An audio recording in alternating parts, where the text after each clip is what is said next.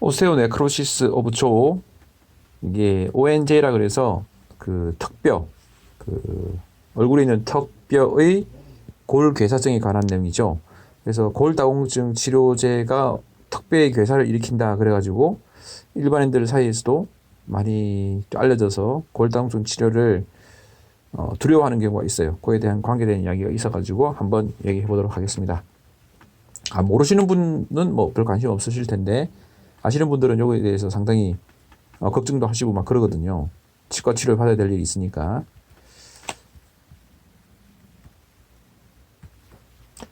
이런 주제를 한번 얘기해 보겠습니다.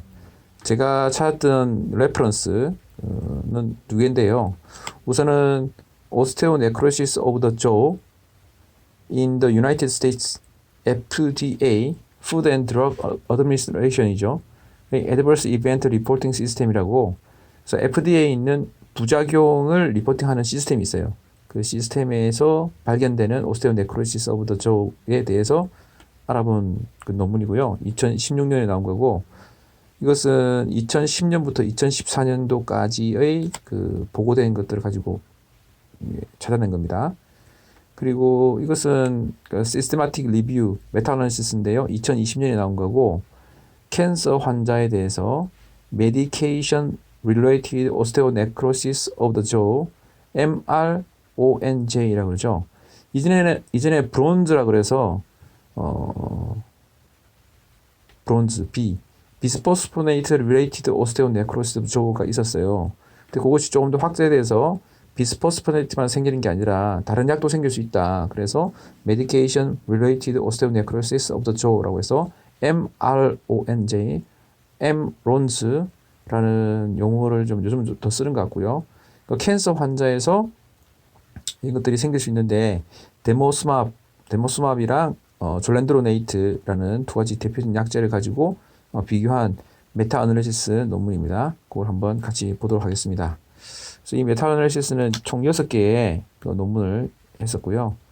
그러면 이 두 가지 FDA Adverse Event Reporting System과 하나의 Systematic Review and Meta Analysis를 가지고 한번 차근차근 살펴보도록 하겠습니다. 두 번째 그것들의 결과를 보면요. 이렇게 2010년도부터 2014년도까지 500, 1000, 1500 정도 되는 해마다가 아니고 그 한 쿼터마다 이 정도의 숫자가 발견되고 있죠. 그러면 꽤 많은 거 아니냐라는 생각이 들 수도 있겠네요. 뭐 실제로는 그렇지 않지만, 그래서 약제별로 비교해 보면 졸렌드로네이트가 동그라미죠. 예, 졸렌드로네이트가 일반적으로 꽤 많습니다. 제일 많이 쓰이는 것 중 하나인 알란드로네이트도 오래전부터 써왔죠. 이것도 이 정도, 두 번째 정도 됩니다. 그 다음에 우리가 관심을 갖고 있는 데노스맙 같은 경우가 삼각형인데 삼각형은 좀 요 정도 되네요. 이렇게 보이고 있습니다. 이게 데모그래픽 데이터를 보여주는데 나라별로는 유나이티드 스테이츠가 제일 많죠. 일단 그러면 이게 미국에 있는 FDA라서 그렇죠. 근데 이제 거기 보면 다른 나라 것들도 좀 있네요. 그다음에 약제별로 보면 일단 단순 발생 건수를 보면 졸렌드로네이트가 제일 많고요. 알란드로네이트가 그 다음을 읽고 있고요. 그다음 다른 것도 있고, 그다음에 이반드로네이트도 있고, 그다음에 랑클 인비트윈 데노스맙도 이렇게 이 정도 있습니다. 그런데 이건 이제 실제 사용 빈도가 어느 정도냐에 중요하겠죠. 그래서 졸렌드로네이트가 제일 많이 쓰는데 제일 많이 발생했다 그러면 이거는 뭐 용납할 수 있는 수준이잖아요. 그래서 얼마나 많이 쓰였느냐에 따라서 얼마나 많이 발생됐느냐를 비교해 보겠죠. 그래서 보는 것이 오드 레이쇼를 비교할 수 있겠습니다. 오드 레이쇼는 사용 건수에 비해서 얼마나 많이 됐냐를 비교하는 거라고 일단은 생각할 수 있습니다. 오드 레이쇼에 대한 그거는 이제 바로 딱 제가 말씀드린 건 딱 맞진 않지만 대충 그거랑 비슷하다고 생각되면 파미드로네이트는 상당히 많습니다. 상당히 많죠. 이게 그나마 많이 쓰이지는 않지만 상당히 많은 거고, 졸렌드로네이트도 이 정도 되고, 알란드로네이트도 그 반보다 좀 안 되네요. 그 다음에 레지드로네이트도 이 정도 있고, 이반드로네이트 이 정도, 그 다음에 데노스맙이 13 정도, 14 정도 되는 오드 레이쇼를 갖고 있습니다. 그래서 이 졸렌드로네이트와 데노스맙을 특별히 이제 그 리절트에 보면 비교하고 있는데요. 그 FDA의 그 애드버스 리포팅 시스템에 대해서 보면 캔서 페이션트와 오스테오포로시스 페이션트를 분리해서 언급하고 있습니다. 캔서 페이션트 같은 경우는 졸렌드로네이트와 데노스맙을 보면 그 오드 레이쇼가 각각 125대 5 정도로 꽤 많은 차이를 보이고 있고요. 졸렌드로네이트가 더 많죠. 캔서 페이션트에 대해서는 캔서 페이션트가 아닌 경우에는 그러니까 토탈에서 보면 졸렌드로네이트는 171이고요. 캔서 페이션트는 125점 정도 되네요. 그리고 오스테오포로시스 우리가 지금 대부분 관심 갖고 있는 것이 그 암 환자가 아니라 외래에서 만나게 되는 환자들은 그냥 단순한 오스테오포로시스잖아요. 그런 환자들에 대해서 볼 때 되면 오드 레이쇼는 1.1 상당히 낮아집니다. 이렇게 낮아지고 그리고 졸렌드로네이트는 그 다음에 데노스맙은 0.63 오히려 1보다 작아요. 더 작아집니다. 어떻게 1보다 작을 수 있느냐 생각해 보게 되면 좀 의아하죠. 어쨌든 그 FDA의 그 애드버스 이벤트 리포팅 시스템에 의하면 졸렌드로네이트와 데노스맙이 캔서에서는 이 정도 125.2대 5 정도고 오스테오포로시스 환자에서는 1.1대 0.63 정도로 보여주고 있습니다. 오즈 레이쇼가. 그 다음에 그 디스커션을 좀 보겠습니다. 디스커션을 보면 요런 언급이 있어요. 이 페이지 노랗게 된 부분을 이렇게 있는데 이걸 좀 자세히 보면 Prospective data have demonstrated the risk of ONJ with 졸렌드로네이트 and 데노스맙 was almost comparable. 그러니까 졸렌드로네이트와 데노스맙이 거의 비슷한 것 같다. Prospective data, 그러니까 RCT 같은 경우죠. 왜냐하면 이제 Adverse Event 리포팅 시스템 자체는 사실 RCT가 아니죠. 그냥 쭉 만들어진 데이터를 후향적으로 모은 거잖아요. 그걸 갖고 말할 수는 없고 프로스펙티브 데이터를 가지고 보자면 비슷한 것 같다 해서 19번, 20번 참고문이 있고 19번, 20번을 보게 되면 Metastasis in patient with advanced breast cancer 그 advanced breast cancer를 가진 사람이 본 메타스타시스를 하게 된 경우에 졸렌드로네이트와 데노스맙 치료를 합니다. 그렇게 된 경우에 어떠냐를 비교한 거예요. 랜더마이즈드 더블 블라인드 스터디를 했고요. 그러니까 이 경우는 메타스타시스 있는 그런 이제 환자예요. 본 피지올로지가 좀 보통 정상인과 좀 다른 그런 경우죠. 그 다음에 여기도 그 어드밴스드 캔서, 브레스트 캔서와 프로스테이트 캔서를 제외한 어드밴스드 캔서의 본 메타스타시스가 있는 환자에서 데노스맙과 졸렌드로네이트를 비교한 RCT를 한 겁니다. 또 그거를 보니까 이런 결론이 나는 거죠. 이런 프로스펙티브 데이터에서 보면 이 두 개가 사실 거의 비슷한 것 같다 이렇게 보여주고 있습니다. 그리고 이들은 이제 재해석을 하기를 그럼 아까 보셨듯이 그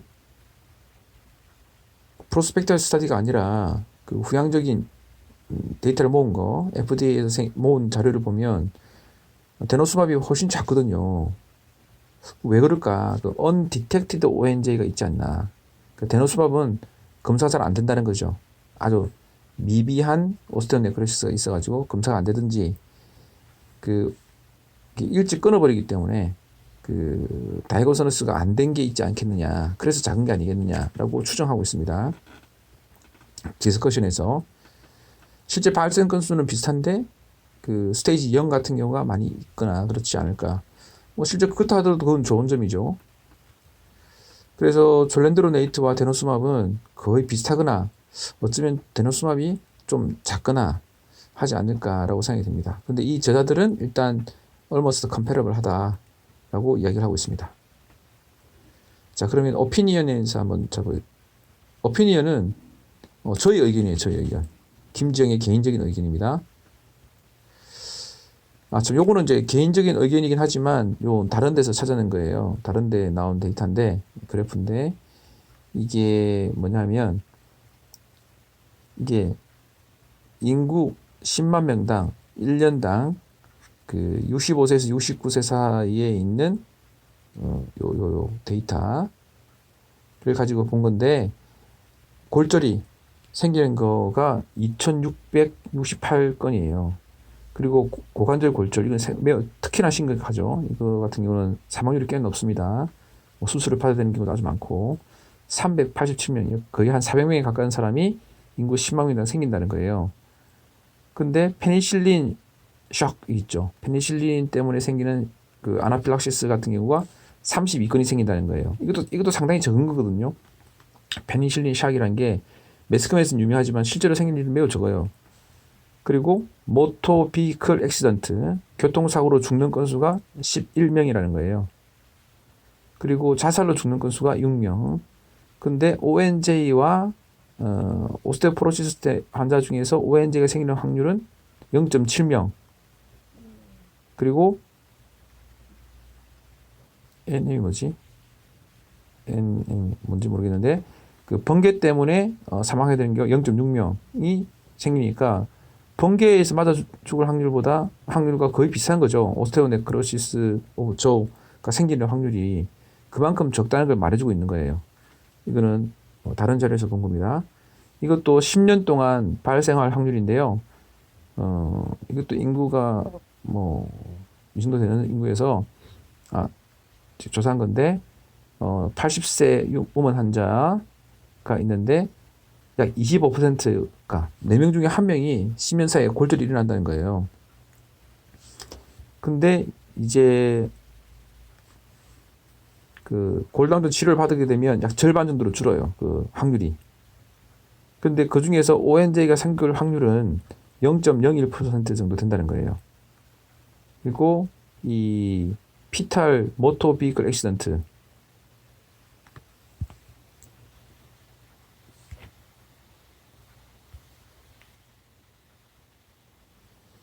모터 비클 액시던트는 이제 교통사고, 자살 이런 거 생기는 것보다는 훨씬 적다는 거죠. ONJ가 생길 확률이. 그러니까 ONJ가 얼마나 드문가를 계속 보여주고 있는 겁니다. 다른 것들 한번 보게 되면 그래서 이제 교통사고가 생겨요. 교통사고 때문에 생기는 이제 해서 사망하고 이런 다치고 하는 것들이 생기죠. 근데 안전벨트를 하게 되면 그것이 한 절반 정도로 줄어요.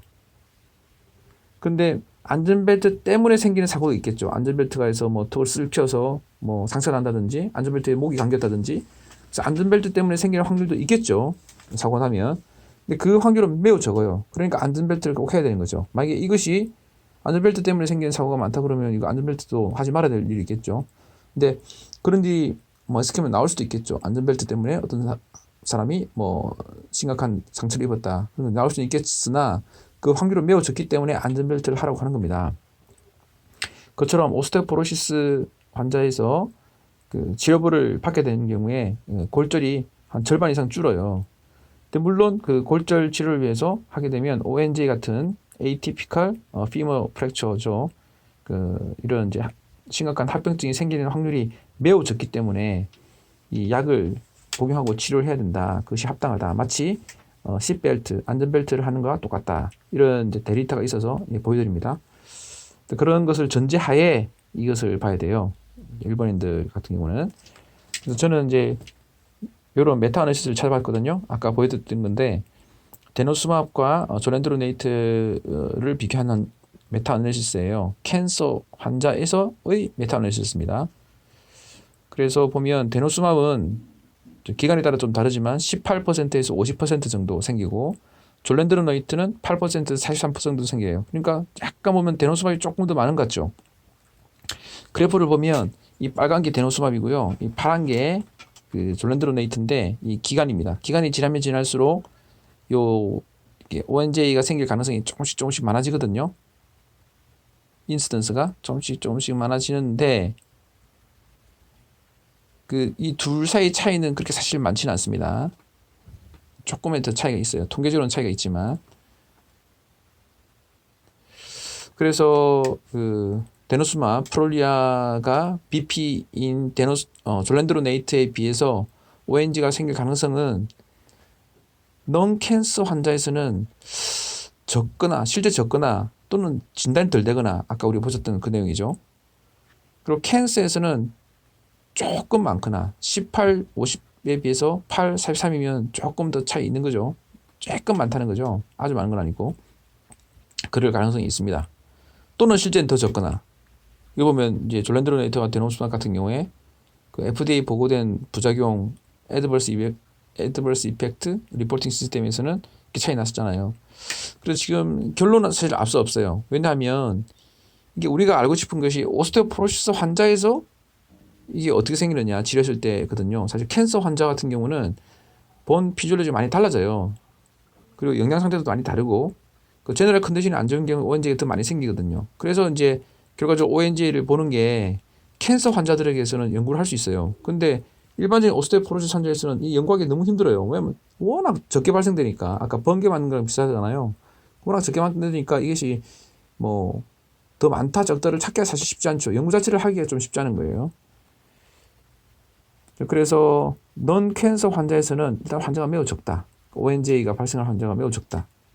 그렇기 때문에 이걸 비교하기도 사실 쉽지 않다. 너무 적은 걸 비교해야 되니까. 그래서 아까 나왔던 그처럼 졸렌드로네이트와 데노스맘이 almost comparable 하다라고 했는데 이 과연 그러냐 아니냐를 알아보긴 힘들고요. 제가 보기엔 조금 적지 않을까. 아니면 많다 그러면 조금 많지 않을까. 조금의 차이지 않을까라고 정도를 생각할 수 있을 것 같습니다. 자, 그럼 결론 한번 해볼게요. 자, 결론에서 이제 일반인들이 생각할 때 제가 이제 복잡한 이야기 했는데 너무 복잡한 이야기를 해서 그 ONJ는 매우 적다는 거예요. 골다공증 치료를 하는 경우에 아주 적다는 거죠. 그리고 데노스맘은 그 중에서도 적은 편에 속한다. 보면 그러니까 그 ONJ를 너무 걱정할 필요는 없다. 이렇게 얘기를 할 수 있을 것 같습니다.